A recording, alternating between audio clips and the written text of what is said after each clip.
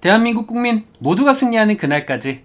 안녕하십니까, 알뜰맨입니다. 2021년도 12월 28일 오늘의 전자공시에서는 어떤 이슈들이 있었는지 함께 보도록 할게요. 자, 먼저 단일 판매 공급 계약 체결입니다. 보시는 바와 같이 해당 기업들이 단일 판매 공급 계약 체결이 있었는데요. 눈에 띄는 부분은 유통, 그리고 건자재, 건설, 방산 부분이 요 근래 들어서 수주가 나오고 있다라는 거 체크를 하실 수가 있는데요. 특히 저는 건설과 방산에 조금 더 눈이 많이 갑니다. 공급 계약 체결 퍼센트가 많은 5개의 군을 가지고 제가 이야기를 좀 나눠볼까 합니다. 윌링스는 신재생 관련주인데요. 21년도 12월 28일부터 22년도 8월 31일까지 최근 매출액 대비 51.64% 수주가 나왔고요. 태양광 발전소 설치 공사에 대한 수주였습니다. 계약 상대는 주식회사 대한그린 에너지였습니다. 신재생에 대한 주목 1년이 안 되는 짧은 수주 기간으로 인해서 오늘 주가는 최대 24.11% 상승을 했다가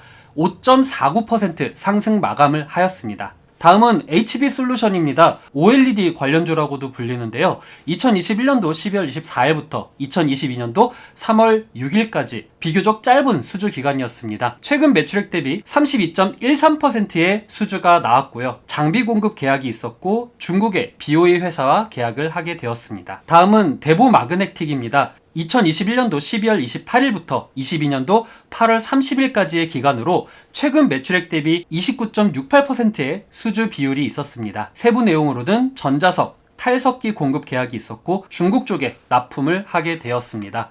금일은 0.76% 상승 마감을 했네요. 다음은 파라텍입니다. 2022년도 1월 1일부터 2023년도 3월 31일까지 최근 매출액 대비 27.45%고 소방기계 공사에 대한 부분이며 계약 상대는 삼성전자 주식회사 평택캠퍼스였습니다. 오늘 주가는 최대 7.56%까지 상승을 했다가 마이너스 0.63%로 하락 마감을 했습니다. 해당 기업은 남경필 관련주로 불리고 산불과 지진을 관련한 소방기계 쪽인데요. 때문에 시장의 주목을 크게 받지 못한다 라는 부분에서 테마성 접근으로만 괜찮지 이거를 실적추로 모아가는 거는 좀 리스크가 있어 보이긴 합니다. 다음은 SATNG입니다. 2021년도 11월 10일부터 22년도 5월 6일까지며 최근 매출액 대비 19.5%의 매출이 났습니다. PCB 본등기를 납품하고 계약 대상은 후이추 차이나였습니다. IT군이고 디스플레이라고는 하지만 시장에서 크게 주목을 받지 못하며 해당 주식은 역시 테마로서만 접근이 가능하겠다라는 생각이 들었습니다. 다음은 권리락 부분입니다. 3개의 기업 모두 2021년도 12월 29일까지 가지고 있어야 권리락을 발생시킬 수 있고 무상증자에 대한 권리락입니다. 기업으로는 P&H테크, 이루다, 위즈코프가 있습니다. 특히 위즈코프 같은 경우에는 윤석열 테마주로도 묶이기 때문에 해당 주 같은 경우에는 윤석열과 관련된 이슈가 나왔을 때 테마성으로 움직일 수 있지만 지금 현재 공격적인 매입은 위험하다라는 생각이 들기는 합니다. 이상으로 오늘 공시의 이슈에 대해서 말씀드렸습니다. 혹시라도 궁금한 사항이 있으시면 하단의 댓글로 질문을 남겨주시면 제가 확인을 해서 영상을 만드는데 참고하도록 하겠습니다.